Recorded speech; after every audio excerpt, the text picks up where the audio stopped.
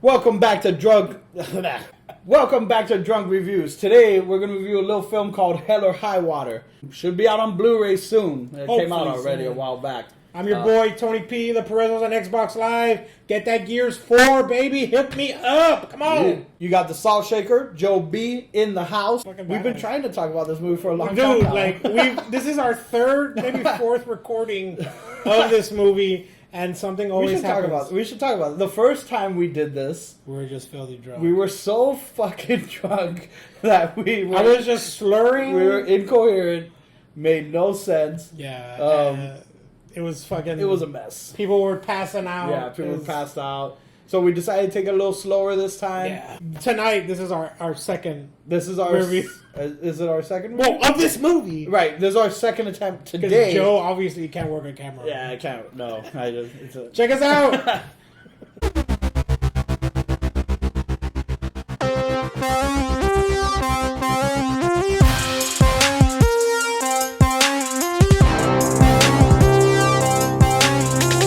Hell or High Water.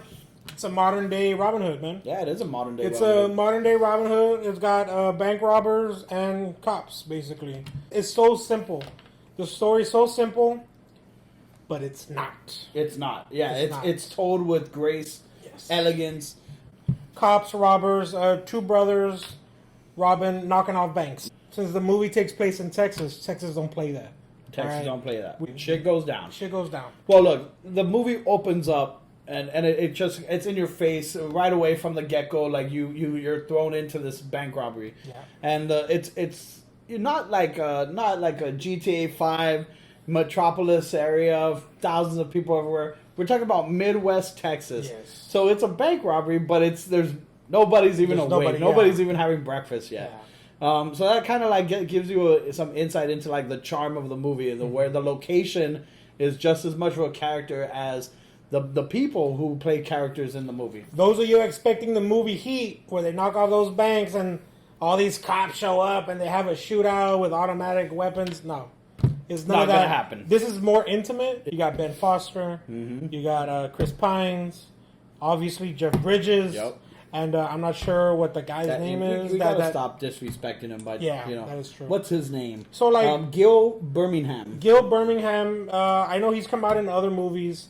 They're all great. It's basically those four characters. Mm-hmm. Two good guys, two bad guys. These banks are what they're doing now. They're taking over small businesses. They're taking over people's homes. They're taking advantage of people. Yeah, exactly. And they took advantage of Chris Pine's his character. His mom was a victim of a bank loan that she was never ever going to be able to pay back. Yeah. And that's kind of the idea behind they're foreclosing on the guy's farm, not just house, farm, their livelihood. So what they decide to do is take matters into their own hand and start robbing banks. And they're robbing the banks that put out the loan. Yeah. So they're stealing that money and then paying them back. When I saw the trailer for the movie, like the first thing that I thought was I wasn't really that impressed by it. Well, going into that, I didn't hear about the movie till you saw it. Right. So he saw it before me. Yeah. So I saw I got a free screener from Alamo Drafthouse, and I saw right away. I was like, let me see the movie trailer for this. See if this is even something I want to go see for free. You know. And I look at the movie trailer, and I really was just kind of like, man, like it's Jeff Bridges. He's doing his thing from Crazy Heart. He's doing his thing from True Grit. He has been doing that. Whole the older gentleman. the accent, the affect, the way he speaks. You know. Yeah. And then Ben Foster is doing his thing from 3:10 to Yuma. You know what I mean? Now both of these are like we're talking about westerns. So, whatever. Long story short, I actually did go to see the movie. And my takeaway from the movie was that, first off, it was absolutely amazing. It was nothing what I thought it was going to be. It was really well written, really eloquent, the way that the scenes were shot. Funny. Yes, it was funny. It was entertaining. The chemistry between the two partners and then the two brothers. Yeah, it's really good. It's really it feels authentic. It feels like I would joke like that with my partner. Totally. You know? And you know how cool is it that they struck fucking lightning twice? Because how many movies do you struggle to get two characters having that kind of chemistry? Yeah, here true. They have one pair and another pair on opposite ends of the spectrum with equal amounts of chemistry. Yeah. You know, it was refreshing to see like the women characters not just like damsels in distress. Like I liked how Chris Pine's ex-wife is, you know, she's not a pushover. She's kind of like a ball buster. She's a total ball buster. She's a Texan woman. You know what I mean? Like, and that was kind of the cool thing about the movie was that it always like oozed like this kind of like attitude, and it's a Texas attitude. And us both being Texans, if you other Texans out there are watching this and you leave the state, then you know when you tell someone you're from Texas. They stop in their tracks a little bit and they're like, wait a minute, oh shit, Texas, yeah. He's a Texan, you know what I mean? Don't mess with Texas. How many times have you been out of state and you tell them you're from Texas, they're like, hey, don't mess with Texas. That's right, buddy. Don't even fucking think to mess with Texas. Yeah. All around, great character piece, great dialogue, just well written. But what's going on is like this whole bank's taken over. Yeah, that land. And like I feel that's what really drives home. Mm-hmm. It makes it current to where this is really what's going on. It's relevant. Yeah, it's relevant. And I thought you would act. Some people would act in that way. I know a few of them. I actually have known someone who went and robbed a bank because he couldn't make times are tough. Yeah, times are tough. And I feel that this movie brings to home that whole like desperation. You know, that whole like someone is so desperate to where they have to do this. Yeah. You know, and not only that, but you feel like for the first half of the movie, you're rooting for these guys. You're on board. You get the situation. You understand the score. The people in the community feel the same way clearly because they're kind of rooting for these characters too. Yeah.